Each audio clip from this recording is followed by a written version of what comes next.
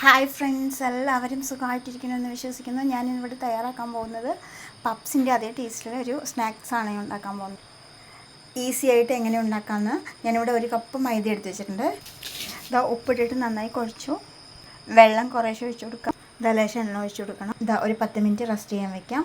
ഇതാ 1 table spoon oil, 1 സവാള, ഇഞ്ചി വെളുത്തുള്ളി, കറിവേപ്പില, പച്ചമുളക്, ഇതാ മുളക് പൊടി, മല്ലിപ്പൊടി, കുരുമുളക് പൊടി, ഗരം മസാല, പാകത്തിന് ഉപ്പ്, 2 ടേബിൾ സ്പൂൺ വെള്ളം ഒഴിച്ച് കൊടുത്തു. 2 കോഴിമുട്ട പുഴുങ്ങിയിട്ട് കട്ട് ചെയ്തത്. എല്ലാം കൂടി നന്നായിട്ടൊന്ന് മിക്സ് ചെയ്യണം. ഒരു ബോൾ മാവെടുത്ത് ഇതൊന്ന് പരത്തണം. പരത്തി അതിലോട്ട് ഫില്ലിങ് വെച്ച് കൊടുത്ത് ഒന്ന് മടക്കണം. ഏത് ഷേപ്പിൽ വേണമെങ്കിലും മടക്കാം. അങ്ങോട്ടും ഇങ്ങോട്ടും മടക്കി ഇങ്ങനെ മടക്കി കൊടുത്തു. ഇതൊന്ന് പ്രസ് ചെയ്ത് കൊടുക്കണം.